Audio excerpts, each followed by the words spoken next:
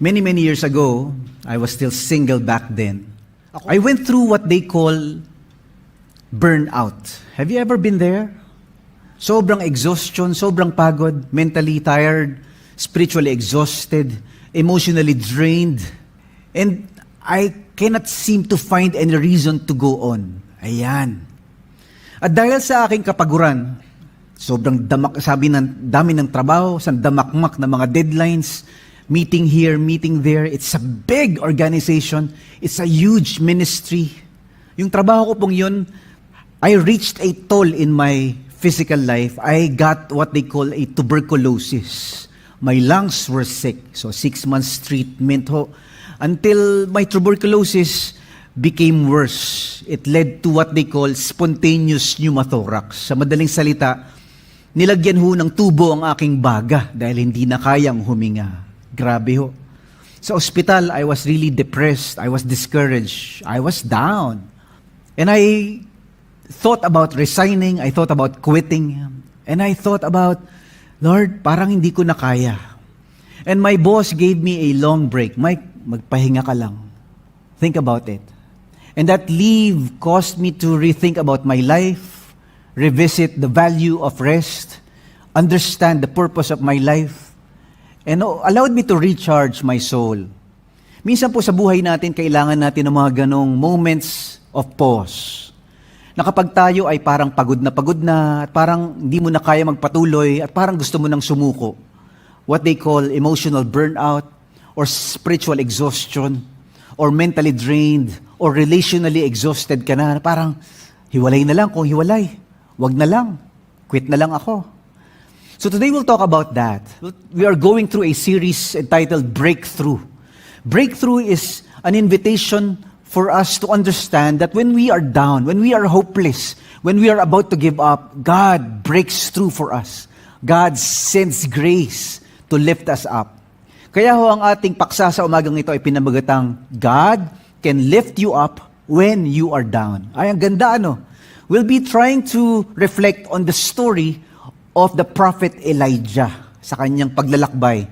The journey of this prophet, he went through what they call depression or what they call burnout that led to discouragement. So how can God lift us up when we are down? May mga panahon sa buhay natin that we are saying to God, Lord, I'm ready to give up. Kunin mo na lang ako. Some of you probably are going through tough times in your marriage and you're saying, I'm ready to give up on this marriage. Or some of you probably are going through tough times in your career. I'm ready to give up on this work and this career. Or some of you are going through difficult, painful moments in your business. And you're saying, Lord, I'm ready to give up on this business. Or some of you are going through tough times, difficult times in your family. I'm ready to give up on this child. I'm ready to give up on this relationship or on this friendship. Whatever it is, ano man yung pinagdadaanan mo na mabigat, mapait, matindi, at masakit, minsan, we are pushed against a corner and say, Lord, ayoko na magpatuloy. So the prophet Elijah went through the same emotional roller coaster as well. Mapapansin natin, sa 1 Kings chapter 18, he had a cosmic showdown with the prophets, the false prophets of Baal. Ito yung mga bulaang propeta na nililinlang ang bayan ng Diyos. They are deceiving the people of God. So Prophet Elijah invited them for a showdown. Which God who answers by fire, He is the true God. And the entire people of Israel were watching. And fire fell down from heaven. A miracle from God happened. The altar was burning with the fire from God. And the entire nation repented. Ibang klase, ano? It's a once-in-a-lifetime miracle from the Lord. Minsan, binibigyan tayo ng ganun ng karanasan ng Panginoon, ano? A miracle happened in your marriage, turned around. A miracle happened in the life of your child, turned around. A miracle happened in your business, turned around. Yung mga dampi ng awa ng Diyos. Yung mga dampi ng pagpapala ng Diyos. Oo, magulo pa rin. Oo, masakit pa rin. Oo, hindi pa rin matapos ang problema. Pero minsan, God allows you to catch a glimpse and have a taste of His grace and His mercy and His miracle in your life. Yung sabi ng mga doktor, wala nang pag-asa tong sakit na to. biglang gumaling. It's a miracle from God. Elijah had that moment. It's a Mount Carmel moment in our lives when we encountered the fire of God and the miracle of God and our enemies were defeated. Pero pagdating ng chapter 19, biglang ibang klase yung kwento. It's a different story. This time, Queen Jezebel was the evil queen who issued a death threat against Elijah. Pinagbantaan ang buhay ng prophet Elijah. Grabe pala, salbahe pala talaga tong si Queen Jezebel, ano? Huwag niyong papangalanan yung aso niyo ng Jezebel, ha? Pangit na kwento sa Biblia nito. Salbahing babae itong si Jezebel, ano? Queen Jezebel issued a death threat to the prophet Elijah. Prophet Elijah ran because of fear. Sobrang takot, nagtumakbo, nagtago sa kuweba, and he was afraid for his life. And then he said, Lord, di ko na kaya. Patayin mo na lang kaya ako. Have you been there? Lord, ayoko na. Kunin mo na lang ako. Hindi ko na kaya tong sakit na to. Kunin mo na lang ako. Hindi ko na kaya tong away na to. Lord, hiwalay na lang kami. Lord, hindi ko na kaya tong problemang ito sa negosyo. Kunin mo na lang ako. That's the Elijah moment in our lives. Pinapakita sa atin na si Elijah ay tulad natin. Tao. I think that's the good news of this story. Tulad ni Elijah, tao din ako, tao rin siya. Marupok, madaling magtampo, madaling sumuko, madaling, ayoko na Lord, patayin mo na lang ako. That's the message for us today. That while we are humans, we go through emotional roller coasters, we go through discouragement. When we are down, God lifts us up. That's the power of the Christian message, That's the power of the cross. That's the power of the Christian story. Na may Diyos na inaahon tayo pag tayo ay lumagapak. Na mayroong Diyos na inaangat tayo pagka tayo ay lugmok sa gulo ng buhay. Alam niyo ba, sabi ng National Institute of Mental Health, meron daw mga symptoms ng depression. How do you know you are down, emotionally down, or you're depressed? Pagka daw sunod-sunod ang lungkot mo, hindi mawala-wala, persistent sadness, empty mood, na kahit na anong gimmick o party, hindi ka sumaya-saya. Feelings of hopelessness or uselessness, parang wala na akong kwenta, wala na akong silbi. Feelings of guilt, worthlessness, helplessness, loss of interest or pleasure in hobbies. Dati hilig mo mag-badminton, mag-basketball, gusto mo lagi nagbabike, ngayon parang ayaw mo na. Binenta mo na lahat ng sports equipments mo. Wala ka ng gana. Decreased energy and fatigue, parang lagi kang inaantok. Difficulty concentrating, insomnia, hindi ka makatulog. Yung appetite mo is gone, hindi ka na makakain, wala ka ng gana sa mga favorite mong pagkain. Thoughts of death or suicide attempts. Gusto mo na magpakamatay. Restlessness, irritability. Grabe, Some of us have all these symptoms or some of these symptoms. Elijah had all of those. It's a prophet of God. Lingkod ng Diyos. He's a man of God. Miracles after miracles because of his ministry. Pero may depression. Ibig sabihin, lahat tayo, kahit tayo ay tagasunod na ni Jesus, tayo ay born again na, tayo ay mga lingkod na ng Diyos, dumadaan pa rin tayo sa mga moments like this. Elijah moments where we feel down and discouraged and hopeless and feeling like, Lord, parang ayoko na yata. By the way, iba-iba pala ang depression. Meron tinatawag na depression that needs counseling. Some people do not need counseling but they need medicine for their depression. Some depressions need just physical rest or emotional rest. So, in other words, depression needs physical treatment, sometimes it's spiritual treatment, and emotional treatment as well. Paano mo malalaman na you are spiritually down, emotionally down, or physically down?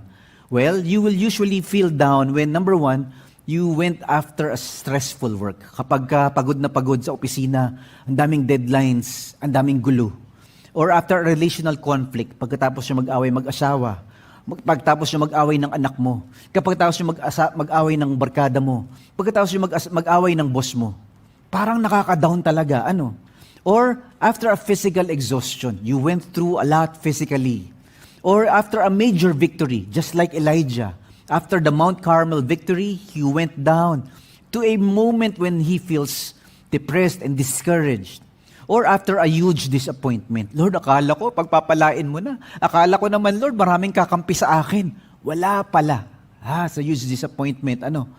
So sometimes when we all go through those, we feel down. So today we'll talk about that. What do we do when we are down? Well, remember, God is at work in our lives as our restorer, our comforter, and encourager. Yes, yun pala ang Panginoon sa buhay natin. Our moments of discouragement lead us to depend on God for physical rest, for emotional release, for spiritual refocus, and relational reconnection. Yun ang ginagawa ng Diyos. Kaya kapit lang sa Panginoon, hindi kanya bibitawan. So guys, brothers and sisters, this morning we'll talk about 4 beautiful, powerful spiritual truths. How does God lift us up when we are down? 1, physical rest for your body. God does that. God allows that. Pwedeng matulog, pwedeng magpahinga. Emotional release from your frustrations, spiritual refocus on God, and relational reconnection with others. Hindi mo kaya mag-isa. So let's begin. The first way God lifts us up when we are down is this: physical rest for your body. Yung kailangan mong ipahinga ang iyong katawan. Mahalaga to Minsan, gusto ng Lord, matulog ka lang anak. Kumain ka lang. Relax ka lang muna. Wala mo ng trabaho. Wala mo ng pamilya. Wala mo ng deadline. Wala mo ng pressure. So this is what happened. Elijah was afraid and ran for his life. He came to a broom bush, sat down under it, and prayed that he might die. I have had enough, Lord, he said. Take my life. Hindi ko na kaya. Then he laid down under the bush and fell asleep. Natakot si Elias kaya tumakas. Nagpahinga siya at tumapo sa ilalim ng punong kahoy at nanalangin na mamatay na lang sana siya. Sinabi niya, sobra na po ito, Panginoon. Kunin mo na lang ninyo ang buhay ko. Pagkatapos, humiga siya sa ilalim ng punong kahoy at nakatulog. Whoa! Amazing! Pastor Mike, this prophet of God, this man of miracle, wanted to die? Wanted to give up? What's happening? He's down. He's emotionally down. He's spiritually exhausted. He's physically drained. He's just tired. Just like you and me. Nakakapagod ang ministry. Nakakapagod ang negosyo. Nakakapagod ang relasyon. Nakakapagod ang pamilya. Nakakapagod talaga ang buhay. And so once in a while, we go through our bush and the Lord allows us to sleep. And then the angel came. All at once, an angel touched him and said, "Get up and eat." He looked around, and there by his head was some bread baked over hot coals and a jar of water. He ate and drank and then lay down again. The angel of the Lord came back a second time and touched him and said, "Get up and eat, for the journey is too much for you." So he got up and ate and drank. Ibang klase puro kain tulog itong ginawa niya. Biglang may anghel na kumalabit sa kanya at sinabi, "Bumangon ka at kumain." Pagdilat niya, may nakita siyang tinapay sa ulunan niya na niluto sa mainit na bato at tubig na nakalagay sa sisidlan. Kumain siya at uminom at nahigang muli. Muling bumalik ang anghel ng Panginoon. Kinalabit si Elias at sinabi, "Bumangon ka at kumain dahil malayo pa ang iyong lalakbayin." Kaya bumangon si Elias at anong ginawa? Kumain uli at uminom uli. Wow! Eat, drink, sleep, and repeat. Sometimes, the first antidote to discouragement, sometimes the first way out of despair and depression is when we rest our bodies. Matulog. Pansin mo, pagka wala kang tulog, ang sungit mo. Kapag kulang ang tulog mo at puyat ka, kung masigawan mo ang anak mo, wagas. Kung mag-away kayo ng asawa mo, parang wala nang bukas. Kung masigawan mo ang empleyado mo, parang ikaw may-ari ng buhay niya. Ang sungit mo. Hello? Can you tap your seatmate? Parang ikaw yun Can you? Joke lang. Sometimes our bodies need rest because the bodies affect us emotionally and affect us mentally as well. So the first step of getting over burnout is sleep, eat, and drink. You've got to take care of your physical issues first. So when Elijah got burned out and had depression, God did not give him a lecture. God did not scold him. God did not preach at him. Pansinin niyo? Hindi siya sinermonan ng Diyos, hindi siya sinabon ng Diyos. Bakit ka ba napapagod? Ba't ka ba na-burnout? Ba't ka ba kasi nagtatampo? No. The Lord instead allowed him to sleep and eat and rest. His first antidote against depression and burnout was to sleep and eat. Psalms 127 verse 2 says, beautifully, God wants His loved ones to get their proper rest. Pagkat pinapahinga ni Yahweh ang kanyang mga mahal. That's how the Lord understands our humanity, that we are frail and fragile, that our bodies are limited. So kailangan na may recharge pag lowbat ka na. Take a day off. Take a weekend break. Take time off when you are exhausted with that conversation. Take time off when you are drained with that conflict. Take some break when you are mentally, spiritually exhausted with that ministry or work. Kailangan talaga natin yon. Sometimes, the most spiritual thing to do in life is to sleep. Kala natin, what's the most spiritual thing you can do to keep you hopeful and encouraged? Pray and fast. Read the Bible cover to cover. Attend this lecture or this seminar. No, sometimes, the most spiritual thing you can do, the most sacred thing we can do is to sleep. To take our Sabbath, to rest our bodies, to feed our starving stomachs, not just our starving souls. Ang ganda, ano? It's God loving the body and the soul, the spirit and the mind, the heart and the physical. That's our God, the God who allows us to sleep. Kaya wag ho kayo mahihiyang matulog. Yung iba sa inyo na ngayon tulog nga eh. Joke lang ho. Gisingin mo nga, meron ka palang rest from the Lord ngayon ah. Number 2, ito raw yung paraan ng Diyos. How do we overcome burnout? How do we fight depression? How do we bounce out of discouragement? Number 2 is emotional release for your frustrations. Mahalaga daw na ipinapahayag mo ang iyong saloobin. Mahalaga to when we release our anger, when we share our loneliness, when we express our disappointments and frustrations to the Lord. Parang, Lord, nagtatampo ako. Lord, nagagalit ako. Lord, naiinis talaga ako. Lord, grabe, nalulungkot ako. Lord, depressed na yata ako. When we are honest to the Lord, it heals us. And that allows us to be vulnerable to God. Lord, okay lang pala na hindi ako okay. That we are allowed to be ourselves and allowed to share what's happening in our hearts. And God is not surprised. God will not, rebuke you or correct you or give you a lecture. Instead, He will just listen to us. This is what happened. He came to a cave where he spent the night, si Elijah. But the Lord said to him, "What are you doing here, Elijah? Bakit ka nandito?" Elijah replied, "Lord, I have zealously served the Lord God Almighty. But," and then he went on sharing his frustrations with the people of Israel, sharing his disappointments and his heartache and his fear from Queen Jezebel. Lahat sinabi niya lahat. Pumasok siya sa isang kuweba at doon natulog kinagabihan. Ngayon, sinabi sa kanya ng Panginoon, "Anong ginagawa mo rito, Elias?" Sumagot siya, "O Panginoon, Diyos na makapangyarihan, tapat po ako naglilingkod sa iyo.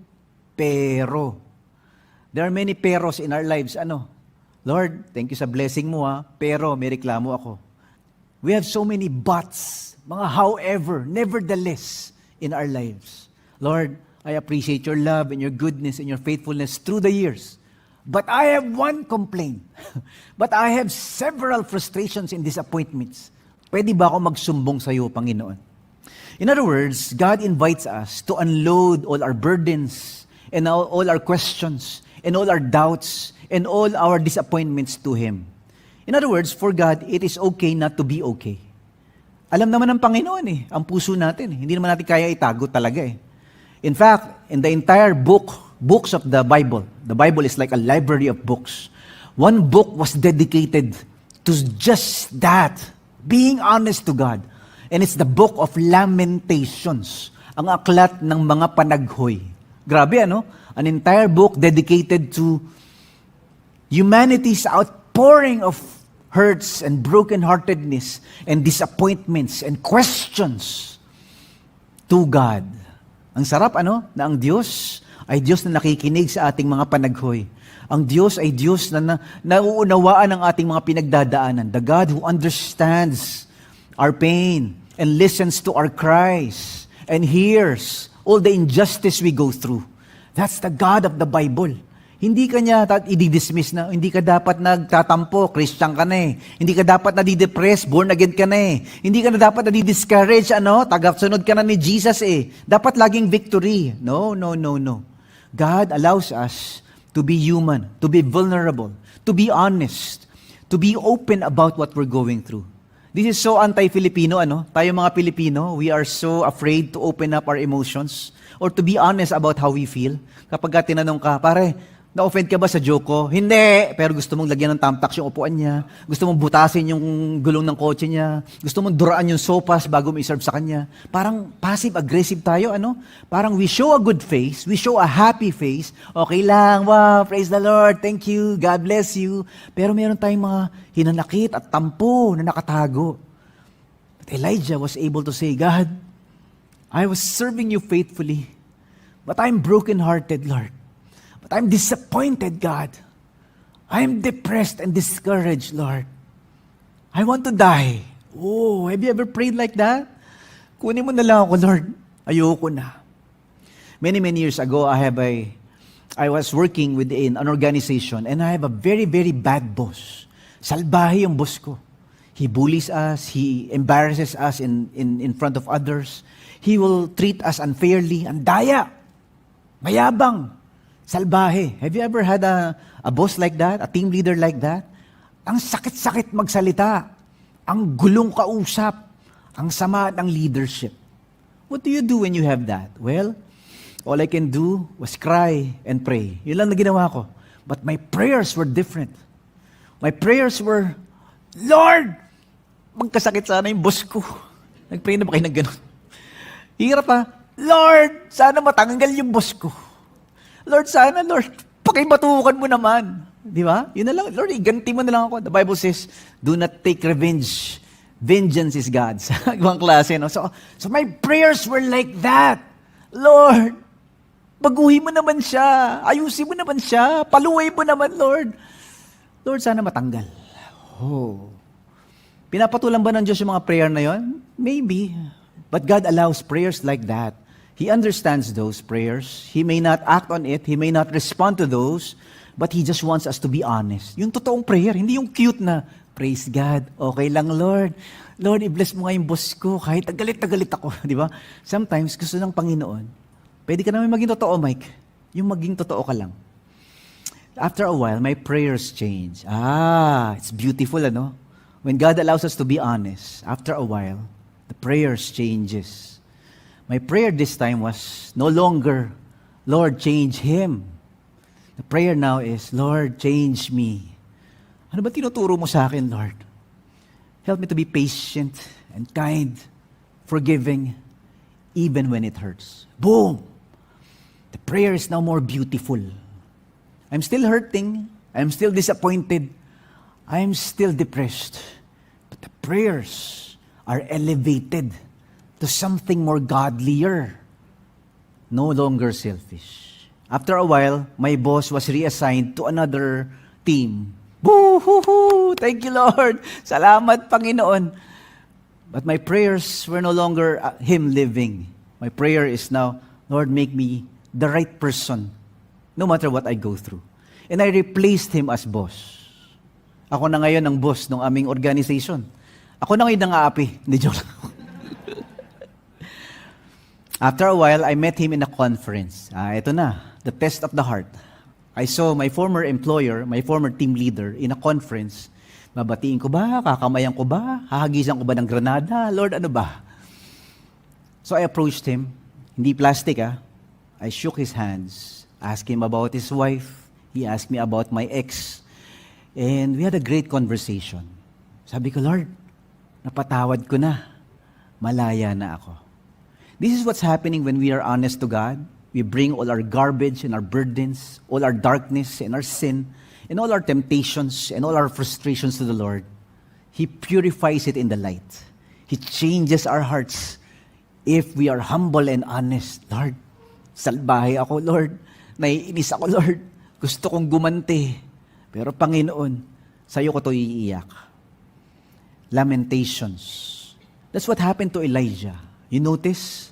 God is changing his heart and preparing him for a greater ministry later. Ito naman yung pangatlo. Spiritual focus, refocus on God. In other words, ituon mo ang iyong puso sa Diyos. Sometimes, God invites us to a heart-to-heart, one-on-one time with Him all the time. Kalimutan mo muna yung trabaho. Kalimutan mo muna yung problema. Usap tayo. Kalimutan mo na yung deadline, tsaka yung pressure, tsaka yung pain of that broken heart. Or the pain of that disappointment. Or the pain of that bankruptcy. Usap muna tayo. And that is where encouragement and comfort comes in. Go out and stand before me on the mountain, says the Lord. The Lord told Elijah. Nagsalita ang Panginoon, lumabas ka at tumayo sa ibabaw ng bundok sa aking presensya. And that is where God invites him to encounter God in a fresh way. Minsan kailangan natin yun, yung sariwa at bagong pakikipagtagpo sa Panginoon. A new encounter with God. A fresh encounter with God.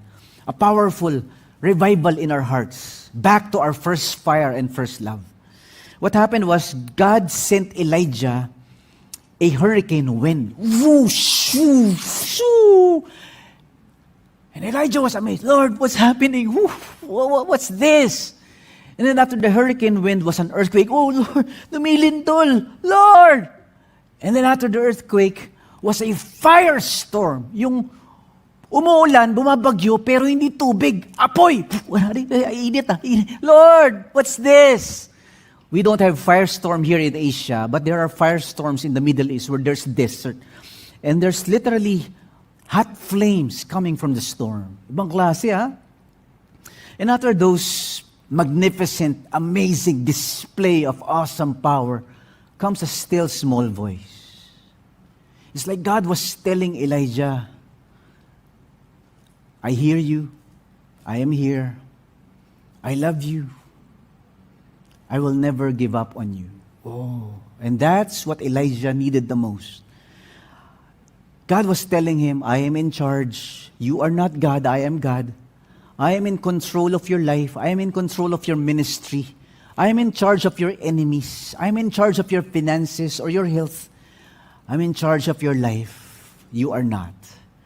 Sometimes the root cause of our burnout and disappointment sometimes is when we feel like we are gods. When we feel the temptation of being in charge of our lives, to be in control of that problem, to be in control of the pandemic and the earthquakes of our lives, to be in control of the world, to micromanage our existence.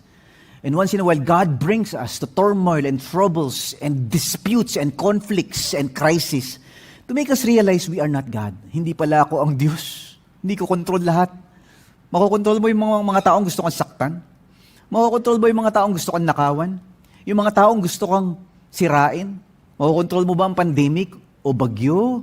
O baha? O lindol? Hindi. But God can. It brings us back on our knees. And that's why when we spiritually refocus on God, we understand we are not gods. We understand we are little. He is big. We are limited and finite, but He is wise and powerful and great. And that brings us back to faith. Parang biglang lumalakas yung ating pananampalataya kapag tayo ay lumalapit sa Panginoon. Spiritual refocus on God. Marami sa atin, nalimutan na natin yun. Kasi daming ginagawa, ang daming kausap, ang daming deadline, ang daming meeting. Pero ang Diyos, hindi na natin kinakausap. Ang ating mga puso, punong-puno na ng mga alalahanin at agam-agam at lahat ng mga bilihin at gastusin at bayarin. Pero ang Diyos, hindi na natin kinakausap. The Elijah moment was a time for us to understand, anak, the earthquakes, they do not matter. The whirlwinds do not matter. The firestorms, they're insignificant. What matters most is that still small voice. Naririnig mo pa ba ako sa iyong puso? Nararamdaman mo pa ba ang pagmamahal ko? Na ako ang may hawak ng buhay mo, hindi ikaw. And finally, Elijah was given the fourth ingredient to overcome burnout, to overcome depression and discouragement. And that is relational reconnection with others. Hindi mo kaya mag-isa, kailangan mo ang iba. So itaguyod mo ang iyong relasyon sa kapwa. So this is beautiful because God now brings Elijah to a team of other people who will minister with him. This is what happened. God gave Elijah a new assignment. Then the Lord told him, go back the way you came to the desert of Damascus. When you get there, anoint Hazael, then anoint Jehu, and then anoint Elisha to replace you as prophet. Meron na siyang successor, meron na siyang apprentice. Nagsalita ang Panginoon sa kanya, bumalik ka sa iyong dinaanan at pumunta sa ilang ng Damascus. Pagdating mo roon, pahiran mo ng langis si Hazael, pahiran mo na rin si Jehu at si Eliseo para pumalit sa iyo bilang propeta. So God is telling Elijah two things. Number one, when you see the needs of others, when you see that you can serve others, kapag ka nakita mo na meron kang kailangan tulungan at alalayan, bigla mo nalilimutan na, ay, wala pala akong problema. Maliit lang pala ang problema ko. Parang lumiliit yung pasan-pasan mong mabigat kapag ka nakita mo na yung pasan-pasang mabigat ng iba na nasa paligid mo, ay makakatulong ka pala. When you see the burdens of others, the poverty of others, and the suffering of others, biglang yung sarili mong problema, parang kiliti lang pala ito pinagdadaanan ko. Mas marami pa pala akong blessing that I can give to others. Di ba? Na-hospital ang anak mo. Critical. Nasa ICU. Sabi ko sana CPU. Nasa ICU. Umiiyak ka, Lord, grabe naman parusa ito. Ba't mahal mo ba kami? Tapos biglang may dumaan na bangkay sa harap mo kasing edad ng anak mo, yung namatay na bata. Biglang, thank you, Lord. Thank you, Lord. Yung anak ko buhay pa, Lord. Dami ko reklamo. Sometimes, your burdens become light when you see the burdens of others. Naalala niyo na yung kwento ng batang nagrereklamo dahil luma na raw yung sapatos niya. 6 months ago lang kabibili ng sapatos. Ang ganda-ganda ng sapatos niya.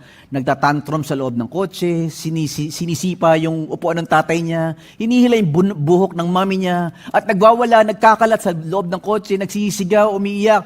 Wow! Gusto ko ng new shoes! New shoes! Ano ba? So nagwawala. Yung mag-asawa, hinahayaan lang nila. Child-wise. Just let him be. After a while, tumahimik nga.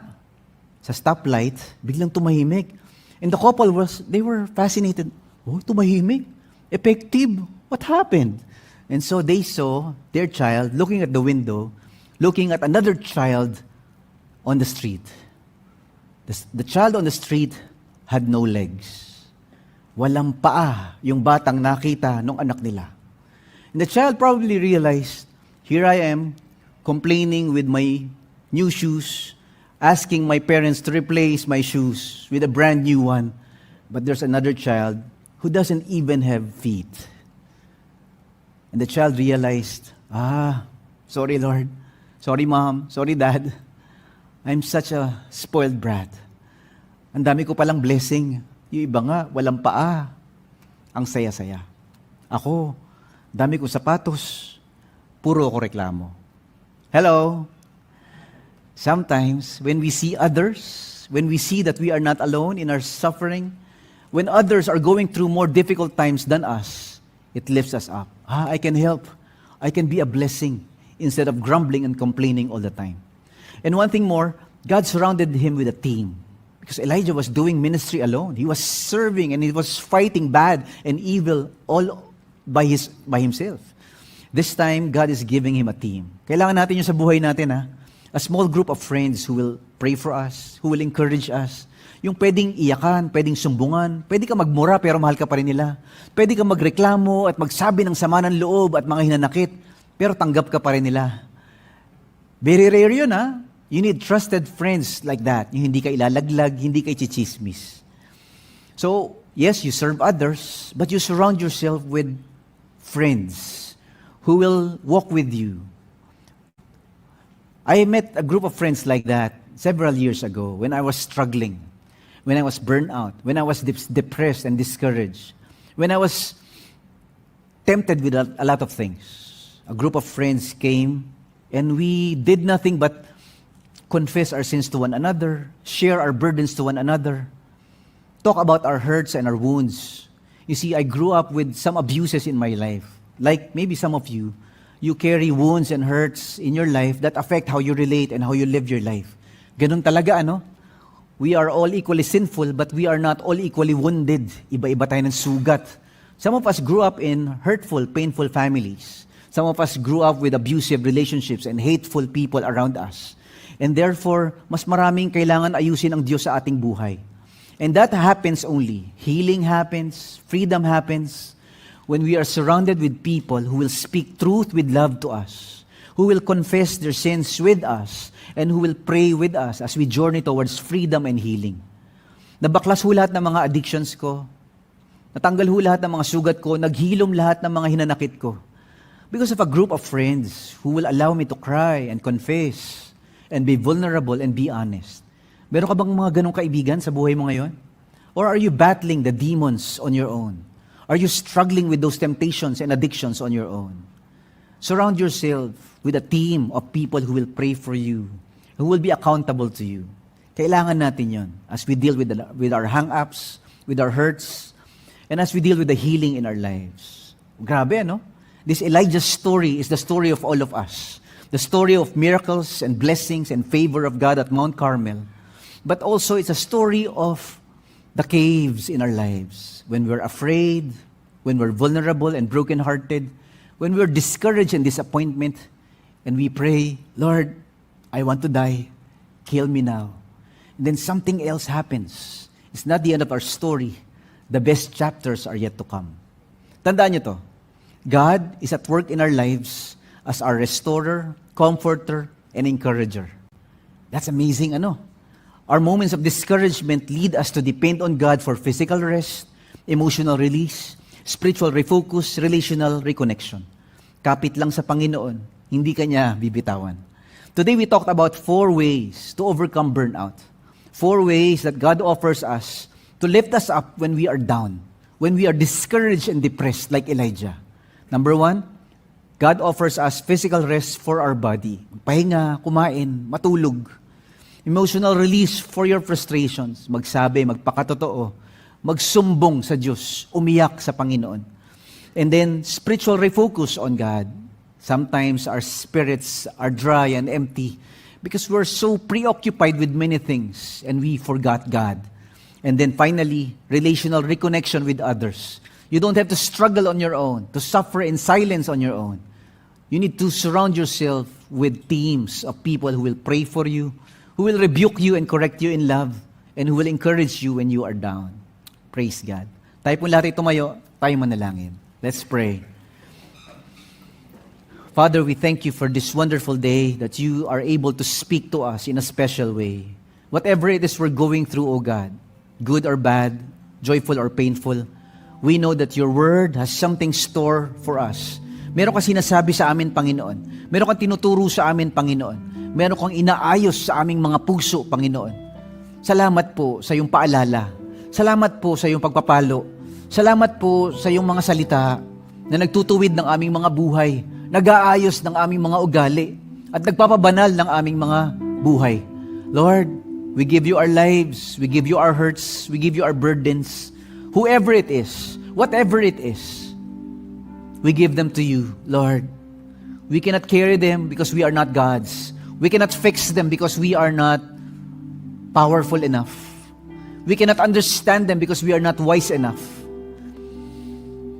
But you are God, you are good, you are powerful, you are wiser. You know better than us. You are in charge of the universe. That's why we can rest. That's why we can hope. That is why we can trust. And that is why we can forgive. That is why we can let go. Because we have you.